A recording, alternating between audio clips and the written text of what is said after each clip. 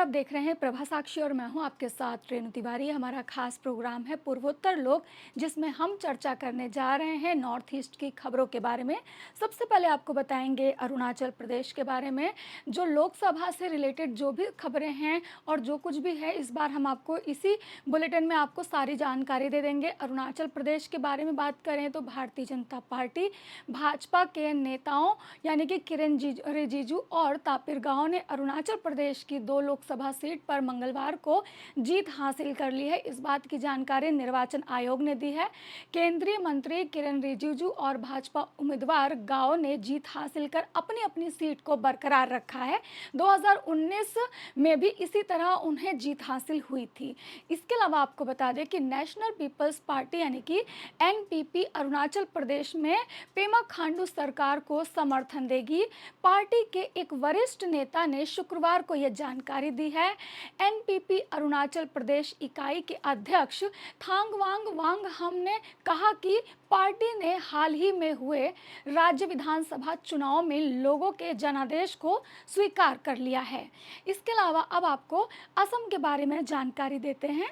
असम के मुख्यमंत्री हिमंत बिश्व शर्मा ने बृहस्पतिवार को कहा कि वह 15 अगस्त तक अपने मंत्रिमंडल में फेरबदल करेंगे और कम से कम 3 नए चेहरे को इसमें शामिल किया जाएगा, ताकि 2026 के विधानसभा चुनाव से पहले नई टीम तैयार की जा सके। शर्मा ने यह संवाददाता सम्मेलन को संबोधित करते हुए कहा कि उन्होंने इस बारे में केंद्रीय नेतृत्व से बात नहीं की है और राज्य में बाढ़ से उत्पन्न हालात बेहतर होने के बाद 1 महीने के अंदर मंत्रिमंडल में फेरबदल की प्रक्रिया को लेकर विचार किया जाएगा। इसके अलावा असम में नोटा यानी कि उपरोक्त में से कोई नहीं जो ईवीएम में ऑप्शन होता है, उसके लिए सबसे अधिक वोट डिब्रूगढ़ लोकसभा क्षेत्र में पड़े हैं, जहां से केंद्रीय मंत्री सर्बानंद सोनोवाल ने चुनाव जीता है। निर्वाचन आयोग ने यह जानकारी दी है। राज्य में नोटा को कुल 2,40,300 वोट मिले हैं, जिसमें से सबसे अधिक 32,255 वोट डिब्रूगढ़ में डाले गए हैं। नोटा के लिए सबसे कम वोट करीमगंज में दर्ज किए गए हैं, जहां से भाजपा के कृपानाथ मल्लार फिर से चुनाव जीते थे। असम में बाढ़ की स्थिति के बारे में भी आपको जानकारी दे देते हैं। असम में बाढ़ की स्थिति में बृहस्पतिवार को उल्लेख सुधार किया गया है, लेकिन 7 जिले अभी लगभग 1.3 लाख लोग अभी भी बाढ़ से बहुत ज़्यादा प्रभावित हैं और इससे जूझ रहे हैं।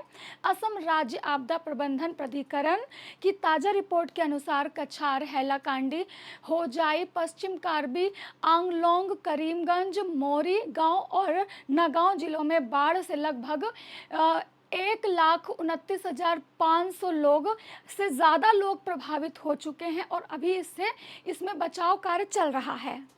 इसके अलावा अब आपको मणिपुर की खबरों के बारे में जानकारी देते हैं। कांग्रेस ने हिंसा प्रभावित मणिपुर में मंगलवार को दोनों लोकसभा सीट पर जीत हासिल कर ली।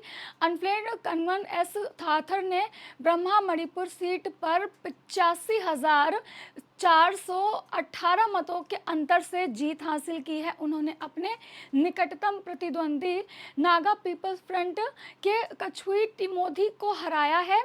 आर्थर ने 3,84,954 वोट उनको टोटल मिले थे, जबकि जिमिक को 2,99,536 वोट मिले थे। इसके अलावा नागा पीपल फ्रंट यानी कि एनपीएफ ने मणिपुर में मुख्यमंत्री एन बीरेन सिंह के नेतृत्व वाली भाजपा सरकार को अपने समर्थन की बृहस्पतिवार को पुनः पुष्टि की है। उन्होंने समर्थन वापस लेने के दावों का खंडन भी किया है। जल संसाधन मंत्री और एनपीएफ की मणिपुर इकाई के अध्यक्ष ए न्यूमई ने कहा कि एनपीएफ द्वारा बीरेन सिंह के नेतृत्व वाली सरकार के समर्थन वापस लेने के बारे में सोशल मीडिया के जितने भी पोस्ट हैं वो सारे झूठे हैं। इसके अलावा आपको बता दें कि मणिपुर के जिरीबाम जिले में संदिग्ध उग्रवादियों द्वारा 59 वर्षीय एक व्यक्ति की हत्या कर दिए जाने के बाद बहुत ज़्यादा विरोध प्रदर्शन के बाद तनाव हो गया है और यहाँ पर जो कर्फ्यू लगा है उसे सरकार ने अनिश्चितकाल के लिए यहाँ पे कर्फ्यू लगा दिया है। अधिकारियों ने शुक्रवार को इस बात की पूरी जानकारी दी है। सोई बम सतर कुमार सिंह का शव बरामद होने के बाद स्थानीय लोगों ने खाली पड़े झोपड़ी में आग लगा दी और प्रदर्शन किया। इसके बाद राज्य सरकार ने बृहस्पतिवार की रात को निषेधा लागू कर दी और यहां पर अनिश्चितकाल के लिए कर्फ्यू लगा दिया। अब आपको जानकारी देते हैं त्रिपुरा के बारे में। पश्चिमी त्रिपुरा जिले में शुक्रवार को यांबा, जो कि एक पदार्थ होता है जिसे मादक पदार्थ कहा जाता है, जो नशे का पदार्थ होता है, उसकी गोलियों की बड़ी खेप जब्त की गई है। पुलिस ने इस बात की जानकारी दी है। पश्चिमी त्रिपुरा पुलिस ने बताया है कि एक गुप्त सूचना के आधार पर त्रिपुरा पुलिस और सीमा सुरक्षा बल यानी कि बीएसएफ के एक संयुक्त दल अभियान द्वारा बांग्लादेश सीमा से सटे सपा हिजाला जिले में मार्टिन नगर में एक मकान पर छापा मारा गया। याबा की कम से कम 20,000 गोलियां, एक पिस्तौल और कम से कम 4 कारतूस को जब्त किया गया है।